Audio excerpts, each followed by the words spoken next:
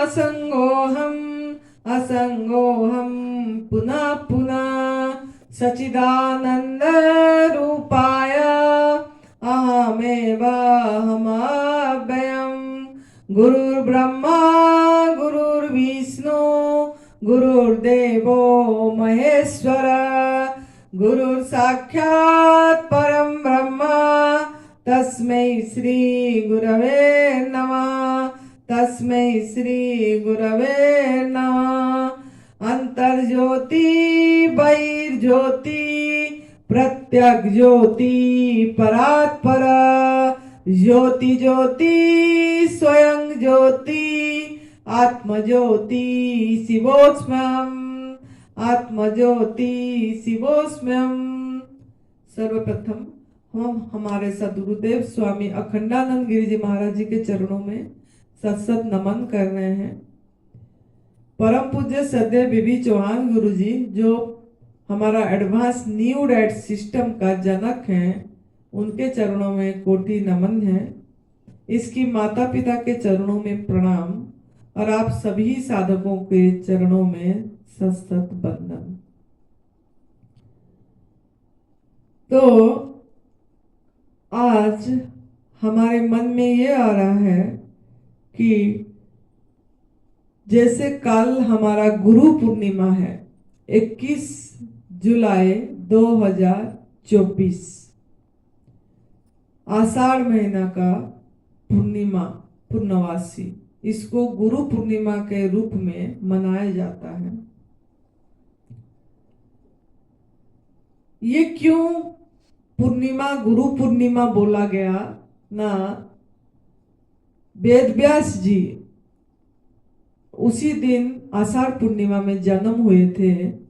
अब वेद व्यास जी ने 4 वेद उन्होंने लिखे थे, जो ऋग वेद, यजुर्वेद, सामवेद, अथर्ववेद, चारों वेद उन्होंने रचना करे थे और महाभारत भी उन्होंने रचना करे थे। तो इसको व्यास पूर्णिमा भी बोला जाता है और गुरु पूर्णिमा भी बोला जाता है। और उसके अंदर जो वेदों के अंदर जो ज्ञान है, जो उपनिषद है, जो महाभारत में है, वो सब जैसे साधु संतों ने जिन्होंने इसको अध्ययन करे, उसका प्रचार करे, फिर लोगों ने उनका अनुयायी बन गए और उसी को जिन्होंने मतलब वेद व्यास जी से शुरू हुआ तो उसी के हिसाब से गुरुओं का पूजन उसमें रख दिया गया कि इसको गुरु पूजन करवाते हैं। तो इसी दिन लोगों ने, जो शिष्य लोगों ने गुरु स्थान पे जाते हैं और वहीं प्रणाम करते हैं, भजन करते हैं, कितने तरह का प्रसाद होती है, भंडारा होता है और एक परंपरागत चली आ रही है। और सब उसी एक दिन में अपनी जो भी है करके आ जाते हैं। लेकिन असल में गुरु पूजा क्या है, गुरु कौन है, हमको ये समझना बहुत जरूरी है। क्योंकि हम अंधे बस मतलब जो चली आ रही है वो चली आ रही है, लेकिन इसमें हम कुछ अपना एक मन को भी रखिए, देखिए कि हम जो ये गुरु पूर्णिमा मना रहे हैं, जो गुरु ने जो हमको वचन बोले, जो भी शिक्षा दिए, उस दिन थोड़ा आत्मविश्लेषण करिए, क्या हम उस पथ पे चल रहे हैं? उन्होंने जो भी उपनिषद का ज्ञान बताए या कोई वेदों का ज्ञान बताए, क्या हमारा फीलिंग आ गया? तो उस एक दिन हम खुद आत्मविश्लेषण करें, मौन रहें, कुछ एक दिन का परिवर्तन लाए उसी दिन में अपनी जीवन में। अगर नहीं हुआ है, जो गुरु ने हमको सत्य वचन बोले, जो हमको शिक्षा दिए, अगर हमारा जीवन में नहीं उतरा, अनुभूति में नहीं आया, तो क्या कमी है? क्या ये सोचना है क्या इस ज्ञान में जो गुरु ने ज्ञान दिए, गुरु का मतलब क्या? घु का मतलब अज्ञानता, रू मतलब अज्ञानता, अंधकार से प्रकाश की ओर लेना, रू मतलब प्रकाश की ओर। अंधकार से प्रकाश की ओर लेना, और आपकी जीवन प्रकाश में हो जाए, आनंद में हो जाए, आपकी जीवन से दुख ही हट जाए। दुख नाम की चीज आपकी डिक्शनरी से हट जाना चाहिए। क्या हमारे जीवन में ऐसा हुआ? जिन्होंने भी गुरु करे हैं या जिन्होंने भी जा रहे हैं, थोड़ा जो भी हमारा वीडियो भी सुनेंगे, थोड़ा अपने आप में सवाल करना है, क्या हमारे जो अंधकार से, अज्ञानता से ज्ञान की ओर, प्रकाश की ओर क्या हम गए? हमारा जीवन क्या प्रकाश में हुआ? क्या हम अनुभव करें कि हम ही प्रकाश है, हम ही प्रकाश है, हम ही प्रकाश है, हमारे से ही सब प्रकाशित हो रहा है। जो मैं ब्रह्म हूं, मैं ही सब कुछ हूं, मैं नहीं हूं तो कुछ भी नहीं है, मेरे से ही सब उजागर हो रहा है। ये सूरज, ये चंदा, ये पृथ्वी, ये जो जो भी दिख रहा है, इसमें पहले मैं हूं। ये हूं का भाव हर समय क्या हमारे में टच हो रही है? कि एक मान्यता बस हम चल पड़े, एक मंत्र दे दिए गुरु ने, बस उसका जाप करते चले कि राम राम राम श्याम श्याम ओम नमो भगवते वासुदेवाय, या श्री कृष्ण गोविंद हरे मुरारी, या जो भी मंत्र देते हैं गुरुओं ने, जो भी बस माला पकड़े, गुरु ने बोले हैं एक माला करना, कि दिन भर में 10 माला करना, या गायत्री मंत्र इतनी माला जप करना, ये बोले हैं, या हरे कृष्ण हरे कृष्ण कृष्ण कृष्ण हरे हरे, हरे राम राम राम हरे हरे, ये मंत्र हम इतने बार करना, इतने बार माला जपना है, कि इतना लिखना है। खाली वही करते हैं दिन में और बस खुश हो जाते हैं कि हम तो भगवान का सिमरन करें, हम तो मंत्र जाप करें, कि लिख रहे हैं, कॉपियों भर रहे हैं, राम राम राम राम भर रहे हैं, कॉपी भर गई, लेकिन अपने जीवन में कुछ उतरा, कुछ परिवर्तन आया? क्या उतरा? उतरेगा भी क्या? हम उतरेगा का मतलब क्या है? कि हम वो हैं, वो आनंद स्वरूप हम खुद हैं, आनंद है। ये कैसे महसूस होगा? हो रही है क्या हमारे इसमें कि थोड़ी देर के लिए हुआ, जितना देर मंत्र जाप करे उतना देर हुआ मन शांत? ऐसे तो होता ही नहीं है। मंत्र जाप करते समय भी मन कहीं घूमती रहती है, घूमती, खाली हम ये मन का जो बोलते हैं वो घुमाते रहते हैं, लेकिन मन कहाँ बाहर घूमता है। नहीं तो कोई इसी में आजकल काउंटर होती है गिनने वाला, वो बांध लेते हैं और इसमें टक टक टक टक इधर बातें करते रहते हैं, इधर इधर काउंट करते रहते हैं, इस तरीके से चलती रहती है। तो इसका करने का अर्थ क्या है? मैं ये नहीं बोल रही हूं कि ये गलत है, सीढ़ी है, लेकिन सीढ़ी में लटके रहना क्या हमारा काम है? मतलब सीढ़ी से भी तो ऊपर जाना है, चढ़ना है, मंजिल पे पहुंच जाना है। क्या मंजिल पे है, लेकिन मंजिल का ही है बोल के नहीं पता लग रहा है हमको, और सीढ़ी में लटके हुए। सीढ़ी में लटके हुए मतलब क्या? गुरु एक सीढ़ी है, गुरु एक नक्शा है, मार्गदर्शक है, माइलस्टोन है। वो एक बताने के रास्ता बताने, हमने जैसे चले और अनुभव में आया, ऐसा चलना है और आपको अनुभव में आना है। तो अगर साल साल बीत गया, कोई बोलता हम 20 साल, हम निगुरा नहीं है, बोलते हैं गुरु होना चाहिए, निगुरा नहीं है हम, गुरु का मंत्र लिए निगुरा नहीं हो के नहीं मरे, लेकिन निगुरा गुरु तो कर लिए, निगुरा नहीं हुए। लेकिन वो जो गुरु ने, जिस चीज के गुरु ने आपको बताए, वो चीज की अनुभूति आई क्या? सवाल ये है। अपने जीवन में कोई परिवर्तन हुआ क्या? अपने जीवन से हिंसा दूर हो गई? अपने जीवन में जियो और जीने दो का भाव आया क्या? अपने जीवन में मैं ही ब्रह्म हूं, आनंद स्वरूप हूं, हर पल हर सेकेंड को आनंद महसूस करना, हर सेकेंड में समग्रता से जीना आ गया हमको? जीवन ही उत्सव है, ये आ गई क्या? ये सब अपने को उस दिन सवाल करना है। मेरे बोलने का मतलब, काल जो दिन आ रहे, काल खाली नहीं, श्रावण महीना 1 महीना पूरी पड़ी होती है। लोग श्रावण महीना को बहुत महत्व देते हैं। 1 महीना श्रावण, कोई श्रावण सोमवार, खाली सोमवार व्रत रखता है, कोई पूरी श्रावण करते हैं। बहुत लोग पूरी श्रावण करते हैं कि श्रावण महीना आया है ना, श्रावण महीने में हम बस फलाहार करेंगे, अनाज नहीं खाएंगे, यही त्याग करेंगे, यही सोचते हैं, इससे पुण्य होगा सोचते हैं, इससे हमारा पुण्य हो जाएगा सोचते हैं, 1 महीना करके पुण्य हो जाएगा। अब फलाहार भी फिर गलत तरीके से, कि फलाहार भी ऐसे करेंगे कि उसमें आग में पका वाला भोजन अनाज छोड़ देंगे, लेकिन सामा चावल होगा, दूध से बनी चीजें होगी, दही होगा, है, बाकी पनीर होगी, ये सब चीजें तो होगी, शहद भी होगा साथ में, और खाली ज्यादा से ज्यादा जो चीज मिट्टी के नीचे होता है वो यूज नहीं करेंगे, और फिर भी आलू यूज करेंगे, खाली गाजर यूज नहीं करेंगे, और भी कोई ऐसे चीज बोलते हैं ये हिंसा है वो नहीं करेंगे, लेकिन कोई कोई आलू तो यूज करेंगे, आलू बोलेंगे फलाहार में आती है, लौकी फलाहार में आती है, बस इसको बना के खाएंगे। और श्रावण महीना हम करें, हाँ, सवेरे से शाम तक दूध से रहेंगे, चाय पे रहेंगे, शाम को एक टाइम खाएंगे ऐसे ही मनाते हैं श्रावण, शाम को एक टाइम खाएंगे और उसमें अनाज वगैरह छोड़ देंगे और बाकी ये फलाहार करेंगे। तो ये क्या श्रावण महीना जो आज तक आप लोग करे आ रहे हैं, तो जो श्रावण महीना करे किस उद्देश्य के, हम एक भेड़ चाल से चले रहते हैं, हम किस उद्देश्य के लिए श्रावण महीना करें, करने का वजह क्या है? आप सोचते हैं पुण्य होगा, पुण्य ऐसा नहीं है, पाप पुण्य ये आपके हाथ में है, लेकिन इसमें पुण्य नहीं होगा। क्यों ना? इसी में आपका पशु हिंसा है, इसमें किसी जीव को आप कष्ट दे के ले ही रहे हैं, किसी का हक मार के, किसी का छीन के आप यूज कर रहे हैं, जो आपके आहार नहीं है। जैसे दूध से बनी चीजें आपका आहार नहीं है, जो मतलब पराई माँ का दूध और दूध से बनी चीजें ये आपका आहार नहीं है।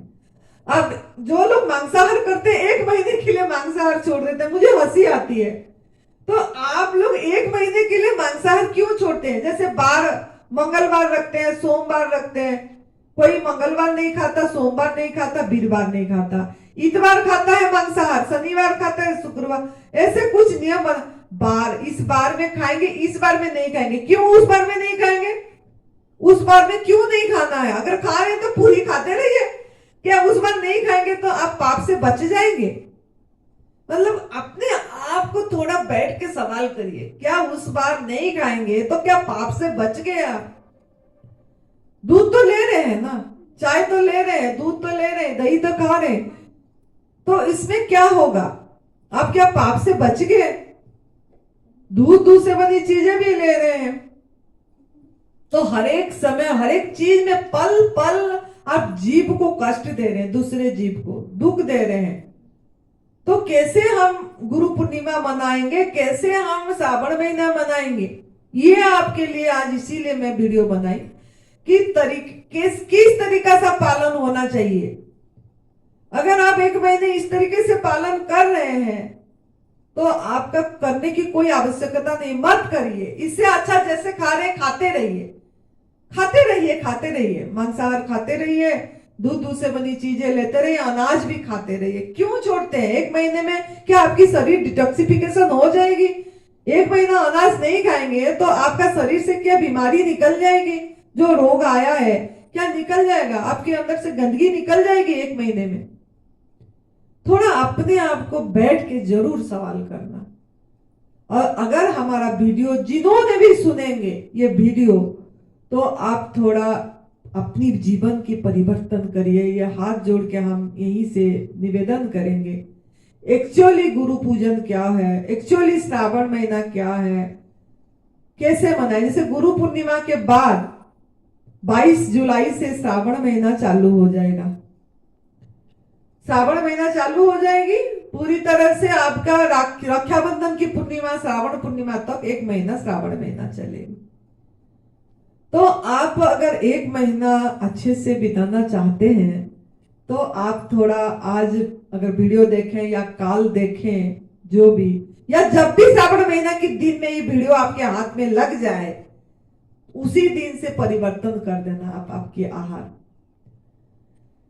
आहार क्या लेना है पहले ये बता देते हैं कि आहार आपको मांसाहार तो आपकी भोजन है ही नहीं, आजीवन छोड़ देना है। आजीवन क्या क्या छोड़ना है, ये हम बता रहे हैं। किसी जीव को हत्या करके 1 महीने हत्या नहीं करना, फिर बाकी दिन में हत्या करना, ये कौन सा पुण्य हो जाएगा? ये आप सोचिए, कौन सा पुण्य हो जाएगा? कौन सा आप धर्म कमाए? पुण्य और धर्म, धर्म के लिए कर रहे हैं, कौन सा धर्म कमाए आप? ये आप जरूर सोचिए। 1 महीने अगर छोड़ देंगे तो आपका धर्म क्या कमा लिया आपने? जो हिंदू धर्म, सनातन धर्म आपने पालन कर रहे हैं, या कोई भी धर्म, किसी भी धर्म में आप हैं, तो 1 महीना अगर छोड़ देंगे तो क्या आपका धर्म कमाई हो जाएगी? तो अगर आप चाहते हैं कि सही धर्म क्या जानना, तो सही धर्म ये है, गुरुओं ने भी नहीं बताते हैं। आपका ये भाग्य है कि आप अगर इसको सुन रहे हैं तो आप परिवर्तन कर लीजिए। प्रकृति का नियम को उल्लंघन न करना ही धर्म है। प्रकृति का नियम मतलब परमात्मा ने आपको जन्म दिए और आपके लिए एक नियम दे के छोड़े और सो गए उन्होंने, तो वो नियम को पालन करना ही सही धर्म है। सही धर्म है। आपका शरीर का भी धर्म वही है और आपकी आत्मा का भी धर्म वही है। तो प्रकृति का नियम क्या है? प्रकृति का नियम यह है कि किसी को, पहला नियम यह है कि किसी भी जीव का कष्ट ना दिए, दुख ना दिए। किसी का जीव का आहार को हड़प के, पराया आहार को हड़प के ना ले। जैसे दूसरे जीव अपनी आहार खा रहे हैं, उनके लिए जो आहार निर्धारित है वही आहार उन्होंने ली के मजे से जी रहे हैं। ऐसे पहला प्राकृतिक नियम यही है कि आप जियो और जीने दो का भाव आ जाए आप में। जीव हत्या आपके अंदर से दूर हो जाए, दया भाव आए।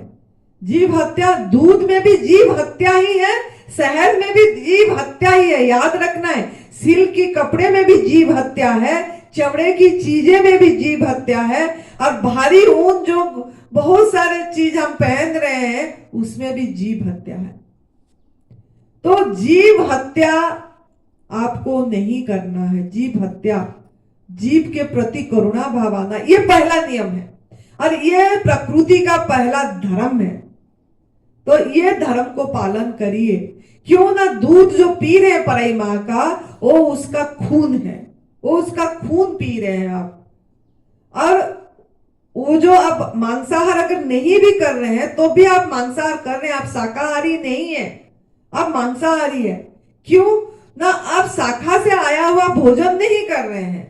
अगर दूध पी रहे हैं, पशु से आया हुआ भोजन आप कर रहे हैं। दूध जो पी रहे हैं वो पशु से आया हुआ कर रहे हैं, जो आपके आहार नहीं है। और वो जब गाय बुढ़ी हो जाती है या बछड़ा हो जाता है, उसको बीफ इंडस्ट्री में भेजा जाता है, बाहर बेचा जाता है, कटा जाता है, मांसाहार, मांस खाते हैं, मांस बेचा जाता है। तो आप भागीदार तो हुए ही। दूध पी के आप इनडायरेक्टली, अपरोक्ष भाव से आप मांसाहारी करें। क्यों? जो लोग मांसाहार कर रहे हैं उनको आप सहयोग करें दूध पी के मांसाहार करने के लिए, तो आप मांसाहारी प्राणी हो गए। जबकि आप नहीं है, मानव मांसाहारी प्राणी नहीं है, लेकिन आप करें तो पाप करें। तो इसमें कैसे धर्म कमाएंगे? श्रावण महीने में अगर आप पूरी तरह से ऐसे दूध ही पीते रहेंगे, कोई तो श्रावण महीने में बोलते हैं 1 महीना दूध छोड़ दो, दही खाओ, दूध छोड़ दो, ऐसे शास्त्रों में लिखा हुआ है, बोलते हैं। पहले हम भी ऐसे भ्रम में थे, भ्रमणा में हम भी ऐसे करते थे, तभी अभी हम यहीं से बैठ के बता रहे हैं। श्रावण महीना का 1 महीना हम दूध छोड़ते थे और भादो महीना में दही छोड़ते थे। तो ये बोलते थे शास्त्र में लिखा हुआ है भादो महीना में दही छोड़ दो और ये महीने में दूध छोड़ दो। क्यों ऐसा? क्या दूध छोड़ देंगे और दही खाएंगे श्रावण महीना में? तो वो क्या मतलब, ये नहीं हुआ, अधर्म नहीं हुआ? ये क्या धर्म में दही खाना? तो ये सब थोड़ा, हम भी ऐसे इतने अंधे थे, हमारा आंख ये तब से बस सुमिरन का मार्ग से खोला। तो आप वास्तविक आंख खोल जाए। गुरु वो होता है जो सत्य का आंख, आपकी आंख खोल दे और आप चल पड़ो, चल के देखो, फिर वो आनंद आ रही है कि नहीं। आप जो ये सब कर रहे हैं दुख की निवृत्ति और सुख की प्राप्ति के लिए कर रहे हैं। आप जो भी आप कर रहे हैं, जो भी पालन कर रहे हैं, जो भी उत्सव मना रहे हैं, जो भी त्योहार मना रहे हैं, वो इसके लिए कर रहे हैं कि धर्म हो जाए, पुण्य हो जाए, दुख निवृत्ति हो जाए, सुख प्राप्ति हो जाए, परिवार सुखी रहे, इसके लिए कर रहे हैं। लेकिन हो रहा है क्या? आप अपने आप को सवाल करिए। आप जिस तरीके से अपना रहे हैं उसमें आप सुखी हो रहे हैं, सुखी अनुभव कर रहे हैं, हर पल हर क्षण आनंद अनुभूति हो रही है क्या? नहीं हो रहा है। और आजकल का संतों ने भी, गुरुओं ने भी सही तरीके से नहीं बता पा रहे हैं। लेकिन मैं बहुत भाग्यशाली हूं कि मुझे ये रास्ता मिली। इसके लिए मैं परम पूज्य श्रद्धेय बीबी चौहान गुरु जी को बहुत बहुत सत सत नमन करूंगी। हमारा गुरु जी को भी करूंगी, परम पूज्य श्रद्धेय अखंडानंद गिरि जी महाराज जी को। क्यों? कि उन्हीं की सेवा से मुझे जो निस्वार्थ सेवा करे ये रास्ता मिली। लेकिन असली गुरु तो वो है जो पूरी तरह से हमको, हमारा डिक्शनरी से दुख ही हट जाए, हमको पूरी दुनिया सुखमय लगे। पूरी दुनिया सुखमय दुखमय है ही नहीं, हम ही दुखमय बना रहे हैं। इसमें हम दायी हैं, हम ही दायी हैं। तो इसके लिए आप थोड़ा देखिए, चर्चा करिए, अपने आप में आत्मविश्लेषण करिए कि सच हम तो सुखी तो नहीं हो रहे हैं बिल्कुल भी। कभी भी रोगग्रस्त हो रहे हैं, दूध से बनी चीजें लेके रोगग्रस्त हो रहे हैं और बीमार हो रहे हैं। तो थोड़ा आप इसके ऊपर विचार करना है। और गुरु पूर्णिमा के दिन में जो खीर की प्रसाद दिया जाता है, हलवा की प्रसाद दिया जाता है, ये सब चीजें, और घी में सब चीजें बनती है, देसी घी में, तो ये सब गलत है। ये गुरुओं ने भी यही बता रहे हैं।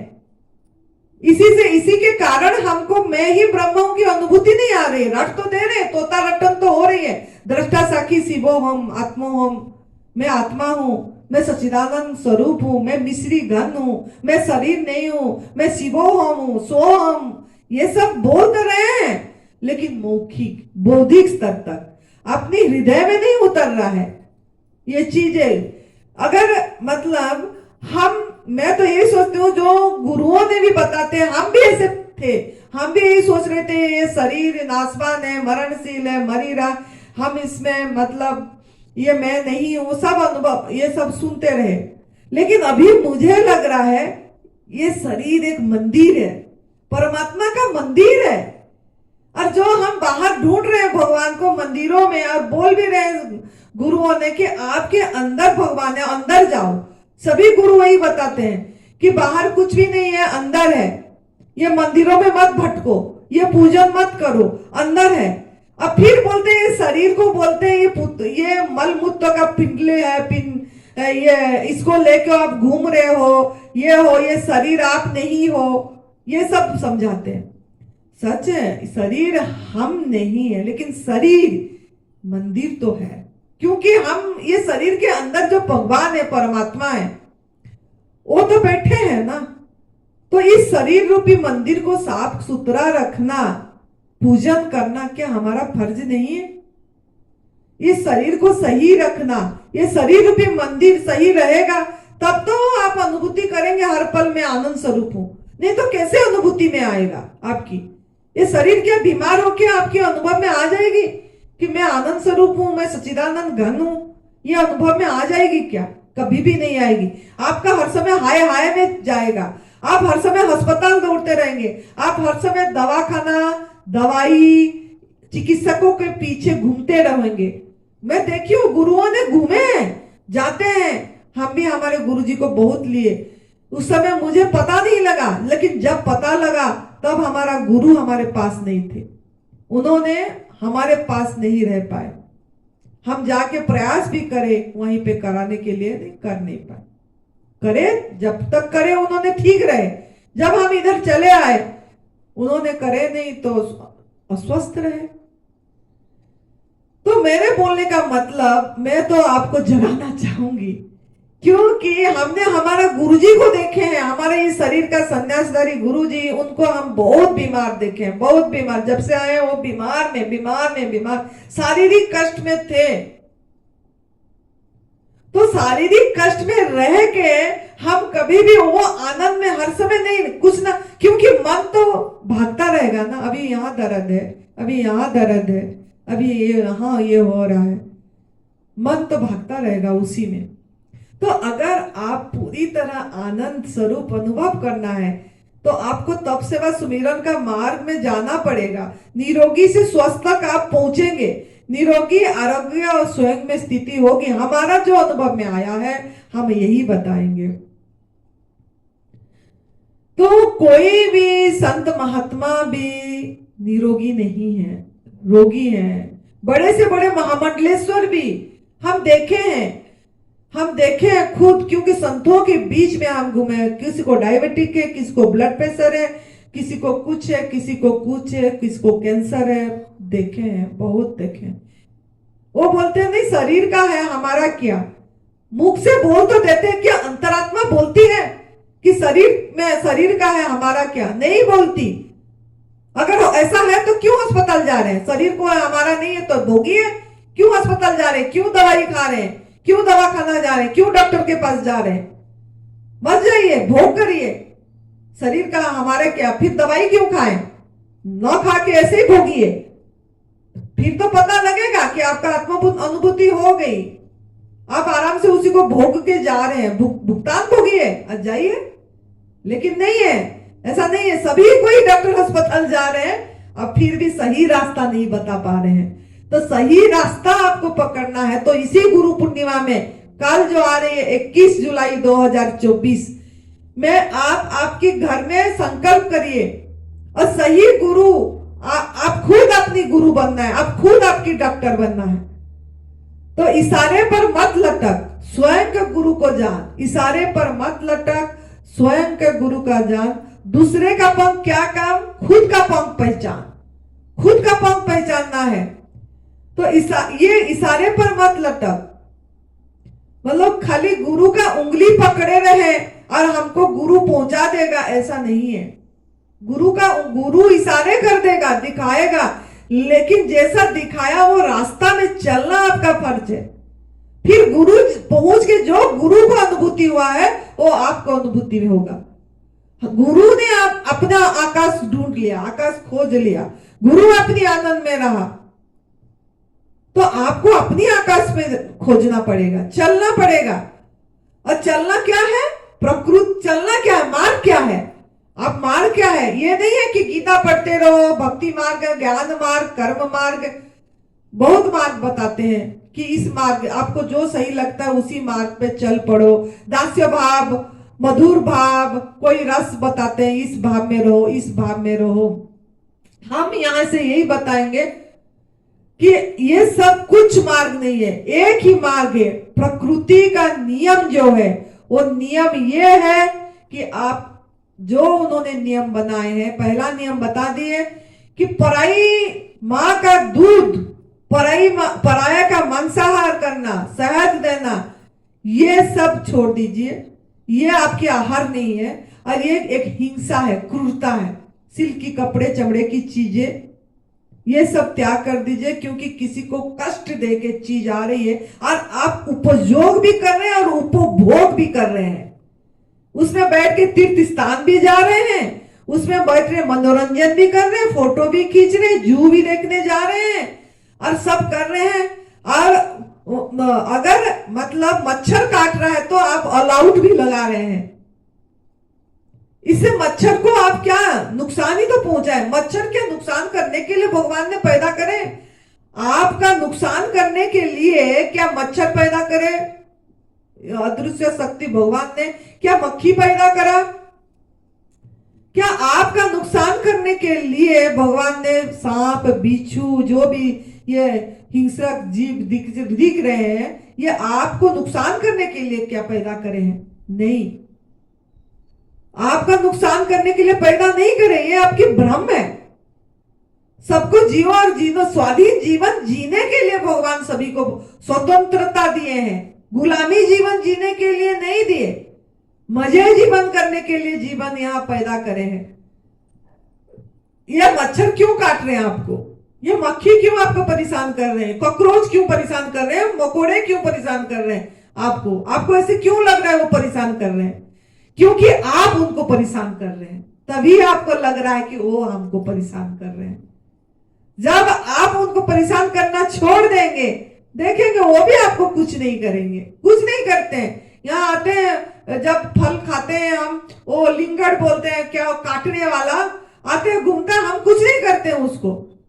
अगर छेड़ेंगे तो वो काटेगा, अगर नहीं छेड़ेंगे तो नहीं काटेगा। अगर हम उसको परेशान करेंगे, भगाएंगे, बैक बैक मारते रहेंगे, तो परेशान करे वो भी काटेगा। भगवान उसको दिए अपनी जीवन रक्षा करने के लिए, तो वो काटेगा। अगर हम कुछ नहीं करेंगे और सुरक्षा करेंगे, अगर फल में आ रहा है तो फल को ढक के रख दीजिए।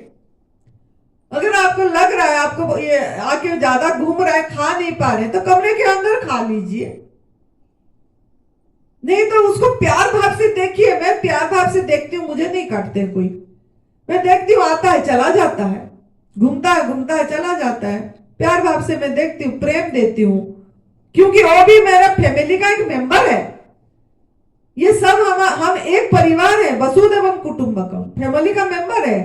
तो मेंबर की तरह देखिए, अरे मेरे भाई बहन आ गए मेरे, प्यार करिए उनको, प्रेम करिए। फिर देखिए आपका भाव, जैसे ही प्यार का भाव जाएगा, कुछ नहीं करेगा, क्योंकि सब भाव का भूखे हैं। सबके अंदर परमात्मा है, परमात्मा भाव का भूखा है। आपका खाना का, भोजन का, पैसे की भूखा नहीं है। तो आप भाव बनाइए, सबके प्रति प्रेम भाव रखिए, हिंसा भाव त्याग कर दीजिए। यही गुरु पूर्णिमा के दिन में आप अपनाइए कि हिंसक बनना छोड़ दीजिए। तो ऑल आउट लगाना, मस्क्यूटो कॉयल लगाना, वो पर्यावरण को भी दुखी कर रहा है और मच्छर को भी दुखी कर रहा है। हीट मारना, ये जो करते रहते हैं हीट।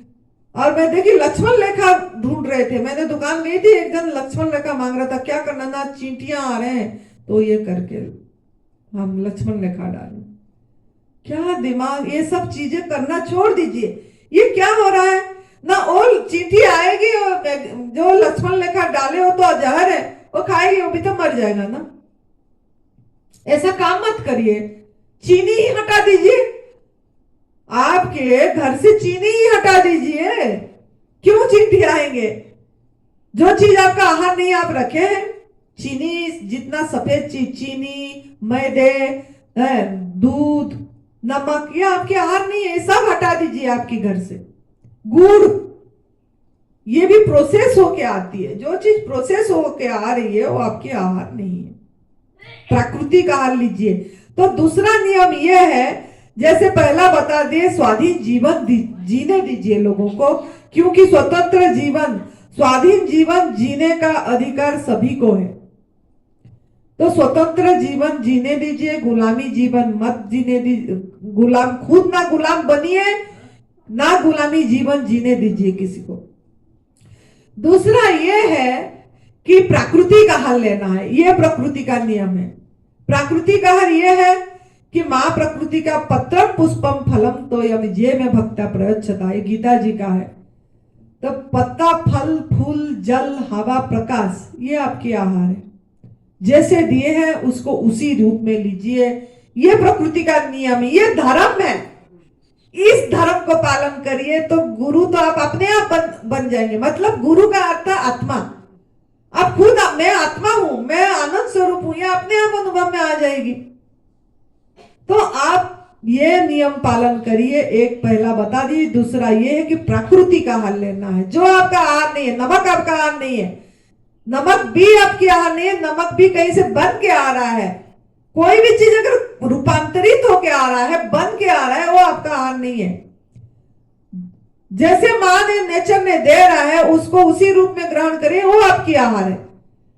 जैसे दूसरे पशु पंछी को पता है मेरा आहार ये है, तो वो लेते हैं, खुश रहते हैं, मजे रहते हैं। उनका कोई अस्पताल नहीं है, डॉक्टर नहीं है, दवाखाना नहीं है, कोई शिक्षा नहीं है, मजे में घूम रहे हैं, आनंद में जी रहे हैं, हर एक पल को उत्सव मना रहे हैं। ऐसे आप भी जी पाएंगे। और कोई भी यहाँ ग्रंथ नहीं है, हमने भी बहुत ग्रंथ पढ़े, कोई ग्रंथ काम का नहीं है। मेरे को तो यही काम आया, मेरे आंख खुली, वास्तविक सत्य दिखी, असली सत्य जो अनुभूति में आया ये है कि प्रकृति की नियम जब हम फॉलो करते हैं तो हमारा चारों तरफ सही हो जाता है, अपनी शरीर भी सही हो जाती है। हमारा शरीर के अंदर भी जो चीज है, बीमारी वो निकल जाती है और बाहर भी सही हो जाती है। मन की बीमारी भी निकल जाती है। मन भी दुखी नहीं रहता, मन भी हर समय प्रसन्न रहता है और प्रसन्न रह के हंसमुख रहते हैं, हर समय मुस्कुराहट निकलती है, आनंद में रहते हैं। तो आप यही करिए और श्रावण महीने में पूरी तरह प्राकृतिक आहार में रहिए। फल पे रहिए, जल पे रहिए, जैसे इच्छा हो रहा है फल जल पत्ता जिसमें इच्छा हो रहा है रहिए और सफाई करिए। अगर आपके अंदर में गंदगी जो है, जो गलत आहार डाले रखे और जो लिए हैं, उसके लिए आपको सफाई करना पड़ेगा। आपकी मंदिर की सफाई संजीवनी क्रिया एनिमा के द्वारा आपकी मंदिर की अंदर की सफाई करिए, क्योंकि परमात्मा के ऊपर अंदर जो भगवान बैठे हैं उसमें आप पर्दा डाल दिए, कचरा डाल दिए, इसीलिए तो आप अनुभव नहीं कर पा रहे मैं ही ब्रह्म हूं। तो वो कचरा हटाना है, बस कांटे हटाना है, साफ करना है, मंजिल पे ही खड़े हैं आप, तो वो सफाई पे ध्यान देना पड़ेगा। उसके साथ उपवास, लंघनम परम औषधम, जितना समय हो सके ना खाना ना पीना करिए। फिर डिटॉक्स जूस लीजिए, अगर आप सफाई कर चुके हैं तो डिटॉक्स जूस की जरूरत नहीं है।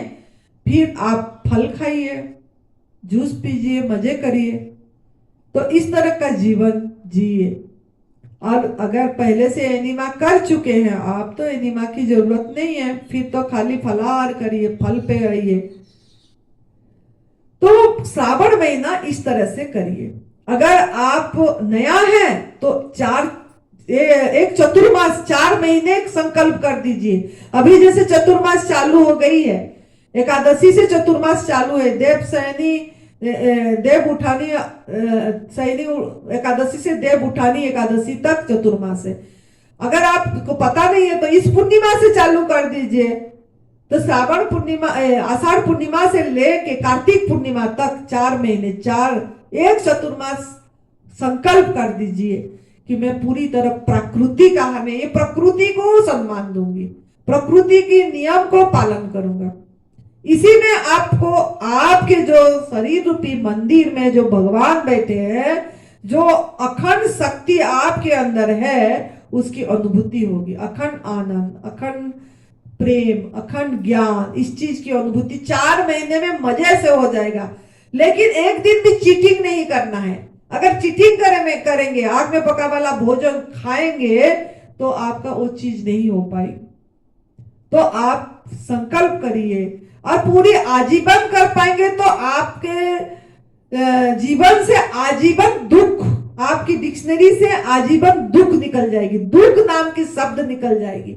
अगर आप आजीवन संकल्प कर देते हैं कि मैं पूरी तरह प्राकृतिक आहार में रहूंगी, पराई माँ का दूध, पराई का आहार छीन के नहीं लूंगी और लोगों को इसी सत्य का रास्ता दिखाऊंगी, ये तप सेवा सुमिरन का मार्ग दिखाऊंगी।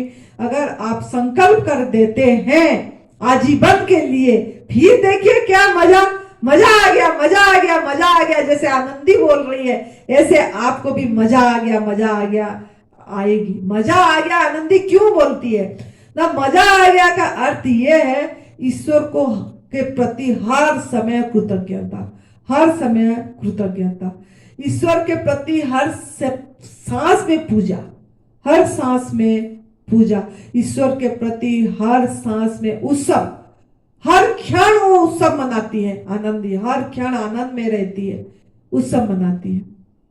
तो अगर आपको भी ऐसा करना है, हर क्षण प्रार्थना है, हर क्षण हर सांस प्रार्थना है। ऐसे टाइम नहीं है कि इस समय प्रार्थना करना है, उस समय ध्यान करना, हर क्षण ध्यान है। मतलब क्या ना, जो भी कार्य कर रही है ध्यान से कर रही है, मन भी इधर तन भी इधर, ऐसे करते हैं तो ऐसे इसी में है। तो ऐसे आपका भी हो जाएगा और मजा आ जाएगा आपको। तो कब आएगा? जब पूरी तरह प्राकृतिक आहार में रहेंगे और हर एक क्षण में एक एक क्षण करके आनंद का अनुभव करेंगे। हर एक चीज में, पूरी दिन में आनंद का बूंद में रहिए, हर एक बूंद को आनंद अनुभव करिए। कैसे ना, जब नहाते हैं उस समय कितना ठंडा आनंद आ रहा, बढ़िया लग गया, फ्रेश लग गया।